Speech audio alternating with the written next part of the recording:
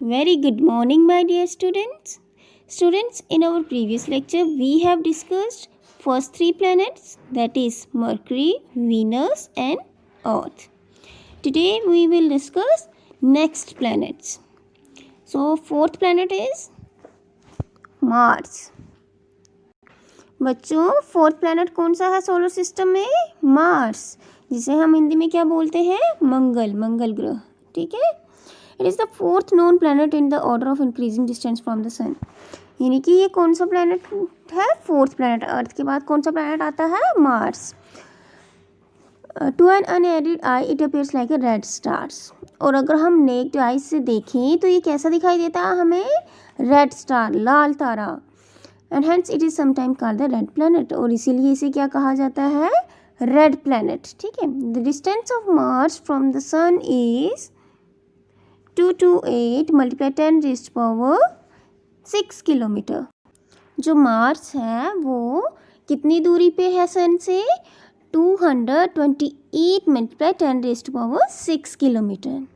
It has a diameter of 6794 kilometre. और इसका diameter कितना है मार्स का बच्चों? डायमीटर है 6794 किलोमीटर. ठीक है. Its mass is 1/9 of the mass of the earth. और इसका जो मास है वो 1/9 है अर्थ के मास से. ठीक है. It has very thin layer of atmosphere. और इसकी जो एटमॉस्फेयर की लेयर है वो बहुत ही थिन लेयर है, यानी कि बहुत ही पतली सी लेयर है यहाँ पर एटमॉस्फेयर की. It rotates about its axis इन. और ये अपनी एक्सिस में कितने दिन लगाता है घूमने में? अपनी ही एक्सिस पे रोटेट करने में कितने दिन लगाता है? 1.026 डेज. ठीक है. एक दिन से थोड़े से ज़्यादा टाइम. ठीक है. और जो हमारी अर्थ है वो पूरे एक दिन में अपनी एक्सिस पे रोटेट कर देती है, लेकिन ये एक दिन से ज़्यादा लगाता है. And revolves around the sun in 687 days, about 2 years. जो हमारी अर्थ है वो 1 ईयर में जो है रिवॉल्व कर देती है, ये 1 ईयर में अपना रेवोल्यूशन कंप्लीट करती है. लेकिन जो मार्स है वो 2 ईयर्स लगाता है. ठीक है. There are 2 moons revolving around it, namely यहाँ जो हमारी अर्थ है बच्चों उसके कितने मून है? एक, यानी कि एक ही नेचुरल सैटेलाइट है. लेकिन जो मार्स है यानी कि जो मंगल ग्रह है उसके 2 मून्स हैं. कौन कौन से बच्चों? यहाँ पे आपको करेक्शन करनी है. यहाँ पे आपको लिखा गया है फोटोस. फोटोस नहीं है, फोबोस है, PHOBOS. ठीक है. And demos. और ये दोनों मून बच्चों जो मार्स की सरफेस है, मार्स प्लैनेट की सरफेस है उसके बहुत ही क्लोज हैं and are less than 20 kilometre in diameter. और जो इनका डायमीटर है इन मून्स का वो 20 किलोमीटर से भी कम है. ठीक है. It is believe that Mars have a large amount of water. और ये भी माना जाता है कि मार्स पे लार्ज अमाउंट ऑफ वाटर है in the form of ice. Ice की फॉर्म में वाटर है नियर इट्स पोलर कैप्स. ठीक है. मुझे एक बात का ध्यान रखिएगा, जो हमारे साइंटिस्ट हैं वो मार्स प्लैनेट पे रिसर्च कर रहे हैं. किसके लिए? कि क्या यहाँ पे लाइफ पॉसिबल है. क्योंकि देखो अभी हमने पढ़ा कि यहाँ पे एटमॉस्फेयर भी है, थिन लेयर में एटमॉस्फेयर भी है और जो वाटर है वो भी है. तो साइंटिस्ट इसी बात का पता लगा रहे हैं क्या यहाँ पर सच में लाइफ पॉसिबल है. आपने मंगल मिशन के बारे में तो सुना ही होगा. उसका मतलब क्या है कि ये पता लगाया जा रहा है, ये रिसर्च की जा रही है कि क्या मार्स यानी कि मंगल ग्रह पे लाइफ पॉसिबल है या नहीं है. Scientist believe that in the beginning Mars had an atmosphere just like earth. और साइंटिस्ट ने क्या रिसर्च किया कि जैसे अर्थ पे एटमॉस्फेयर है वैसे ही मार्स पे भी है. लेकिन सिर्फ एक बात का फ़र्क है कि जो अर्थ का एटमॉस्फेयर है वो 200 किलोमीटर तक फैला हुआ है. लेकिन जो यहाँ मार्स का जो एटमॉस्फेयर है वो बहुत ही थिन लेयर में है. और क्या रिसर्च किया साइंटिस्ट ने कि इसकी जो ग्रेविटेशनल पुल है यहाँ पर लो ग्रेविटेशनल पुल भी है. जैसे अर्थ पे ग्रेविटेशनल पुल है वहाँ पे भी ग्रेविटेशनल पुल है, लेकिन अर्थ के मुकाबले लो है. ठीक है.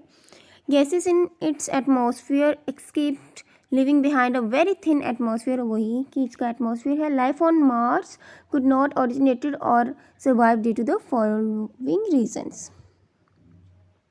अच्छा, अगर हम इन चीज़ों को देखते हैं कि एटमॉस्फेयर भी है, वाटर भी है, ग्रेविटेशनल पुल भी है, तो कहीं ना कहीं लगता है कि मार्स पे लाइफ पॉसिबल है. लेकिन फिर उसके बाद कुछ रीजंस है जिसकी वजह से मार्स पे अर्थ की तरह लाइफ पॉसिबल नहीं है. ठीक है. यानी कि कुछ चीज़ों की कमी है, जैसे कि Mars is too cold and the temperature is not right for life to evolve और सर्वाइव। मार्स पे बहुत ज़्यादा ठंड होती है और इसीलिए वहाँ का जो टेम्परेचर है वो हम बेयर नहीं कर पाएंगे, बेयरेबल टेम्परेचर नहीं है, इसलिए वहाँ पर सर्वाइव करना मुश्किल हो जाएगा। It does not have sufficient amount of water and oxygen जो है सफिशेंट अमाउंट में नहीं है, जितनी हमें चाहिए उतनी नहीं है, ठीक है। So vital for life to survive, इसीलिए वहाँ पे जो लाइफ पॉसिबल इजी नहीं है, ठीक है। तो बच्चों याद रखिएगा, रेड प्लैनेट किसे कहा जाता है? मार्स को।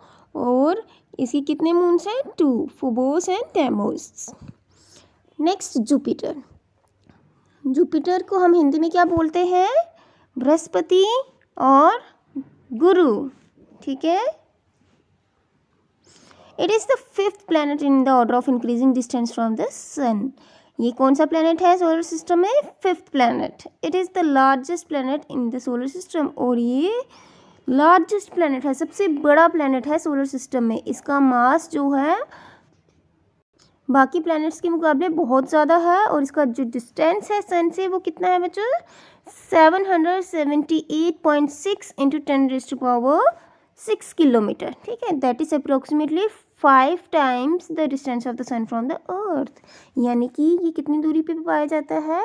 जो अर्थ का डिस्टेंस है ना फ्रॉम द सन के, उसके 5 times ज़्यादा डिस्टेंस है, ठीक है, इतनी दूरी पे पाया जाता है। Thus it receive much less energy from the sun, और इसीलिए इस पे जो हीट एनर्जी आती है वो सन से वो बहुत कम आती है, ठीक है, as compare to the first 4 planets. जितनी जो हीट एनर्जी फर्स्ट 4 प्लैनेट्स पे पहुंचती है, इतनी जो है जुपिटर पे नहीं पहुंचती, in spite of the fact that it receive much less solar energy. यानी कि इस पे जो सोलर एनर्जी है वो बहुत कम पहुंचती है। ये जो प्लैनेट है ये बहुत कम सोलर एनर्जी रिसीव करता है, और ये क्या है? सबसे ब्राइटेस्ट प्लैनेट है। वीनस के बाद ब्राइटेस्ट प्लैनेट कौन सा है? जुपिटर। बच्चों हमने पढ़ा था कि जो वीनस है वो सबसे ब्राइटेस्ट प्लैनेट है सोलर सिस्टम में, और वीनस के बाद जो ब्राइटेस्ट प्लैनेट है वो है जुपिटर। याद रखिएगा, पहले कौन सा है brightest planet? Venus, and then Jupiter, ठीक है। एंड समटाइम्स मार्स भी समटाइम्स जो है वो चमकता है, वही हमने रेड प्लैनेट कहा ना उसे, यानी कि समटाइम वो रेड एंड ब्राइट अपीयर होता है, ठीक है।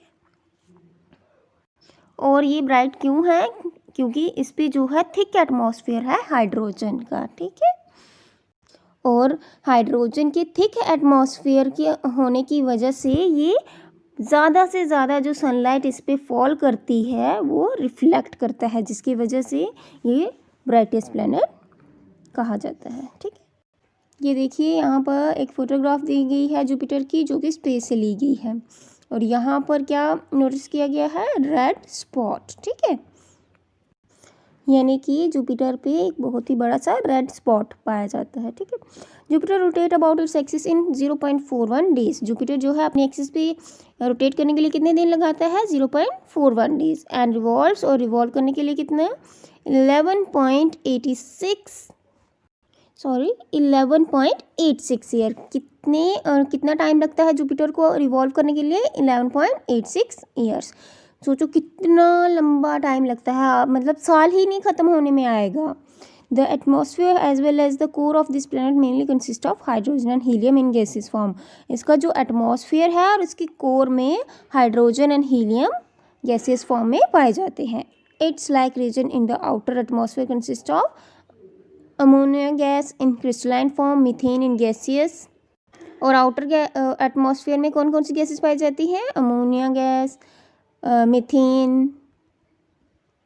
यानी कि जो अमोनिया है वो क्रिस्टलाइन बच्चों, यानी कि जो क्रिस्टल की फॉर्म में पाई जाती है।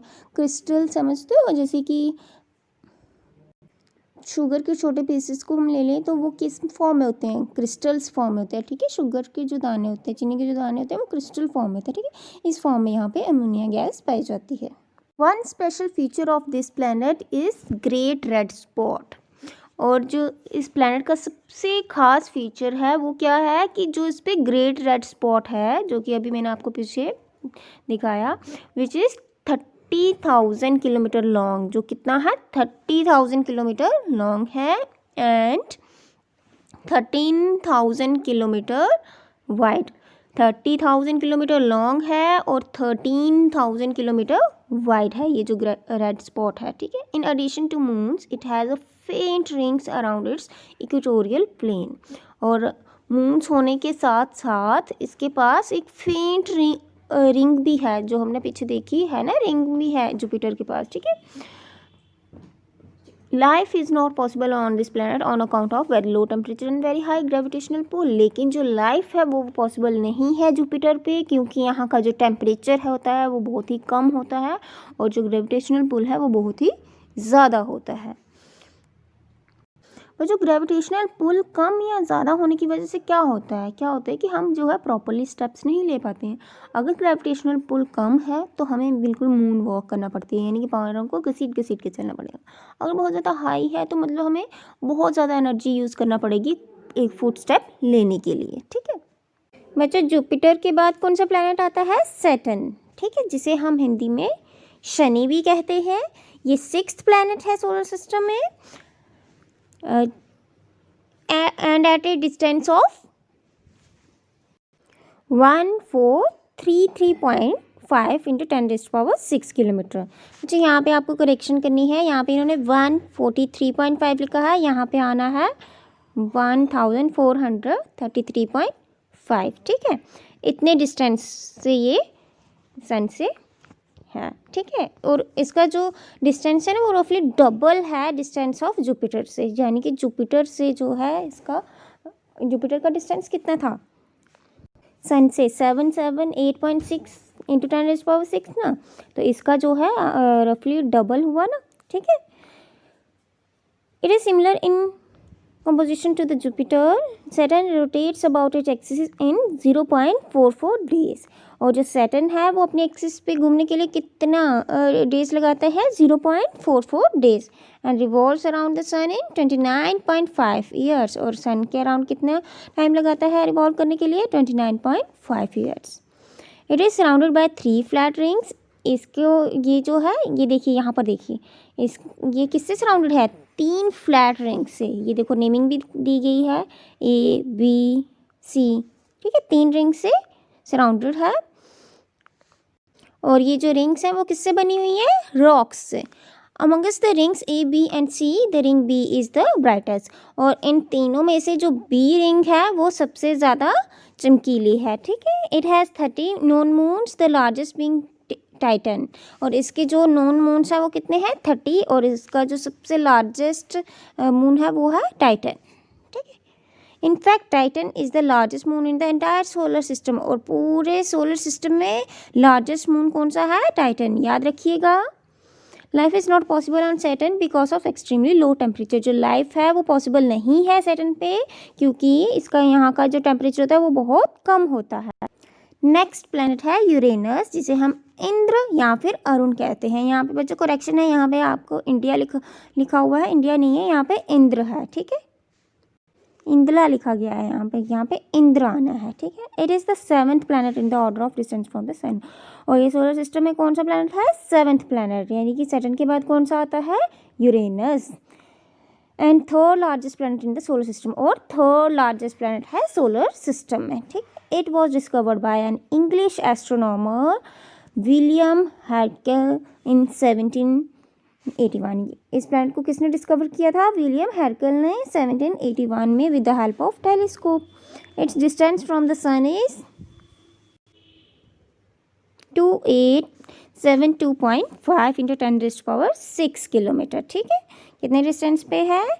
2872.5 into 10⁻6 kilometre, that is about twice the distance of Saturn. अब इसका जो है याद रखिएगा, जुपिटर का डिस्टेंस कितना था? 778.6 करके, उसका ट्वाइस जो है सैटर्न का डिस्टेंस। फिर सैटर्न के ट्वाइस डिस्टेंस पे जो है यूरेनस है, ठीक है, सोलर सिस्टम में। Its diameter is less than half of that of the earth, जितना हमारी अर्थ का डायमीटर है ना उससे आधा जो है इसका डायमीटर है, ठीक है। It rotates about its axis in 0.71 days, और ये अपनी एक्सिस पे रोटेट करने के लिए कितने दिन लगाता है, 0.71 days, and revolves around the sun in 84 years, ठीक है। अराउंड द सन रिवॉल्व करने के लिए कितना टाइम लगाता है, 84 years. Its atmosphere is found to contain hydrogen, और इसके एटमॉस्फेयर में क्या पाया गया है, hydrogen and methane. So far 21 satellites और moons have been discovered around it, जो इसके कितने सैटेलाइट्स डिस्कवर की गई हैं, 21। लेकिन बच्चों एक बात का ध्यान रखना है आपको, हम जितने भी प्लैनेट्स के ये सैटेलाइट्स या मून्स के बारे में स्टडी कर रहे हैं ना, जो अर्थ और मार्स की है ना वो वैसी ही हैं। अर्थ की एक सैटेलाइट है, मार्स की 2 सैटेलाइट्स हैं, ठीक है, 2 मून्स हैं। लेकिन जो बाकी के प्लैनेट्स हैं ना उनकी चेंज हुई हैं, उनकी अभी जो रिसेंटली है उन्हें और ज़्यादा डिस्कवर की गई हैं। ये जो है आपकी बुक पे जो पहले डिस्कवर करी थी ये उतनी दी हुई हैं, लेकिन अब जो है और भी डिस्कवर की गई हैं बाकी के प्लैनेट्स की सैटेलाइट्स, ठीक है। अर्थ और मार्स की वही हैं, अर्थ की एक है, मार्स की 2 हैं, लेकिन बाकी के प्लैनेट्स की सैटेलाइट्स चेंज भी हुई हैं, ठीक है। Now life is possible on this planet on account of extremely low temperature, और इसीलिए यहाँ पर जो है लाइफ भी पॉसिबल नहीं है यूरेनस पे, क्योंकि इसका जो टेम्परेचर है वो बहुत कम है, ठीक है। तो ऑलमोस्ट बच्चों हमने अभी तक क्या देखा कि जो अर्थ है वह इकलौता प्लैनेट है जहाँ पे लाइफ पॉसिबल है, और मार्स में ऐसे डिस्कवर किया वो रिसर्च की जा रही है कि पॉसिबल है या नहीं। पहले कहा गया कि पॉसिबल है, लेकिन फिर कुछ रीजंस की वजह से पॉसिबल नहीं है, क्योंकि वहाँ का जो टेम्परेचर है वो बहुत ज़्यादा कोल्ड होता है, जो कि बियरेबल टेम्परेचर नहीं है हम लिविंग बींग्स के लिए, इसीलिए वहाँ पर भी लाइफ पॉसिबल नहीं है। बट कुछ चीज़ों की वजह से ऐसा कहा जाता है कि पॉसिबल हो भी सकती है, ठीक है। बाकी सभी प्लैनेट्स पे लाइफ पॉसिबल नहीं है। नेक्स्ट है नेपट्यून, जिसे हम वरुण कहते हैं हिंदी में। It is the 8th planet in order of distance from the sun, और ये 8th प्लैनेट है हमारे सोलर सिस्टम में। It was discovered by Urbain Jean Joseph लेवर्डियर, ए फ्रेंच एस्ट्रोनॉमर। याद रखिएगा, यूरेनस को इंग्लिश एस्ट्रोनॉमर ने डिस्कवर किया था और नेपट्यून को फ्रेंच एस्ट्रोनॉमर ने, और कब, 1846 में। When he observed some disturbance in the orbit of Uranus by some other heavenly body, he was able to calculate the position of this disturbed Neptune theoretically. However, it was first observed by German astronomer.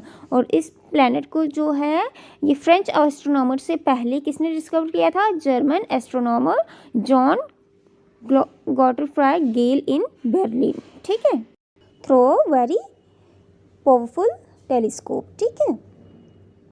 यानी कि Neptune को पहले German astronomer ने discover किया, then उसके बाद इसे French astronomer ने डिस्कवर किया, ठीक है। ये देखिए बच्चों, आपको एक बात का ध्यान रखना है कि आपकी टेक्स्ट बुक में नेपट्यून में आगे ये दिया गया है डिस्टेंस वगैरह, ये जो है ये नेपट्यून का नहीं है, ये यहाँ पर मिसप्रिंट किया गया है, ये यूरेनस का ही पैराग्राफ डाल दिया गया है, इसलिए इसे आपको नहीं करना है। नेक्स्ट आता है प्लूटो, 9th प्लैनेट, जो पहले था। अब क्या है, हमने लास्ट प्लैनेट नेपट्यून स्टडी कर लिया, जो हमारे सोलर सिस्टम में लास्ट प्लैनेट है नेपट्यून, उसे हमने स्टडी कर दिया। अब आती है जो पहले प्लूटो, जो हमारे सोलर सिस्टम में था और अब नहीं है, जिसे यामा कहा जाता था। It is the outermost and the smallest planet on the solar system. ये जो प्लैनेट था ये आउटर मोस्ट प्लैनेट था और स्मॉलेस्ट प्लैनेट था सोलर सिस्टम में, around which revolves a single satellite और द मून, और इसके अराउंड जो है एक सिंगल सैटेलाइट ही, यानी कि इसकी भी एक सिंगल सैटेलाइट थी, एक ही मून था। It was discovered in 1930। इसे किसने डिस्कवर किया था, C.W. टॉम्बो ने in 1930 में, and was originally thought to be a satellite of Neptune. और जो इसे पहले क्या सोचा गया था कि ये नेपट्यून की सैटेलाइट है। लेटर ऑब्जर्वेशन, फिर इस पर जब और ज़्यादा ऑब्जर्व किया गया इस प्लैनेट को, तो इसे एक इंडिपेंडेंट प्लैनेट कहा गया।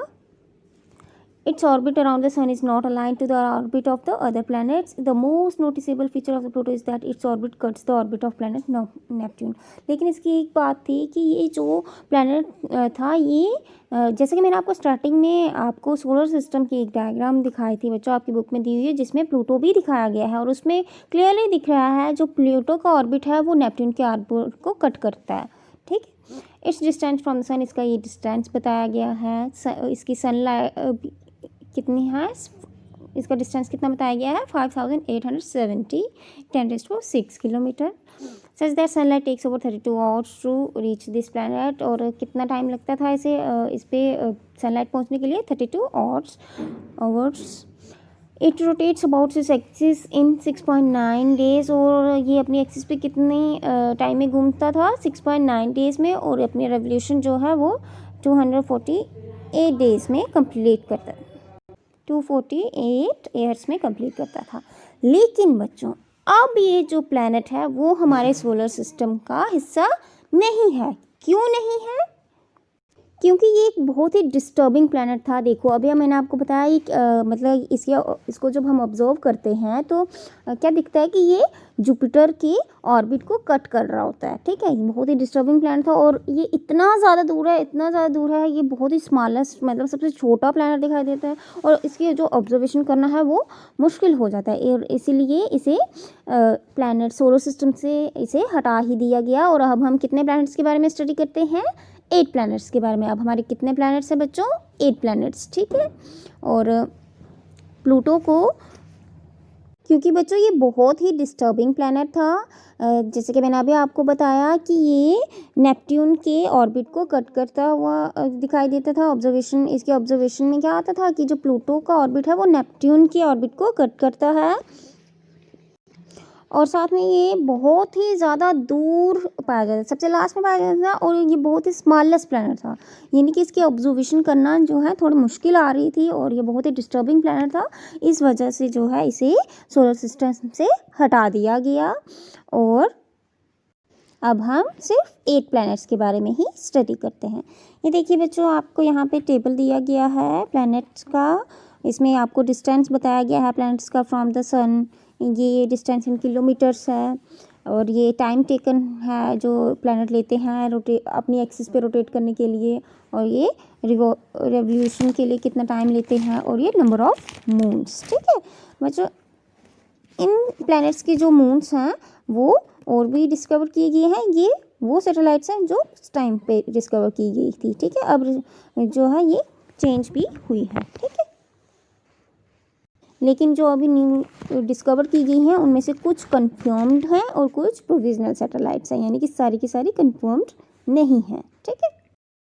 In 2006, International Astronomical Union (IAU) implemented a committee to define what is planet, what is the status of Pluto and observatory in June 2006, and reached an unanimous agreement. The decision of committee was discussed in Prague at IAU General Assembly of Astronomers of the World, ठीक है।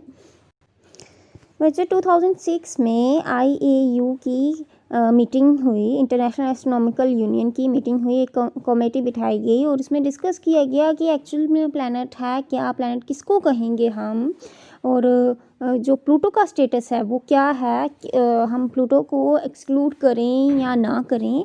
तो ये decision लिया गया कि जो Pluto है वो प्लैनेट नहीं है, क्योंकि उसमें बहुत सी चीज़ें ऐसी हैं जो एक प्लैनेट में नहीं होती हैं, ठीक है। तो इसीलिए अब हम कितने प्लैनेट्स के बारे में पढ़ते हैं? 8 प्लैनेट्स के बारे में। हमारे कितने प्लैनेट्स हैं? 8 planets. Okay students, that's all for today. Thank you and have a nice day.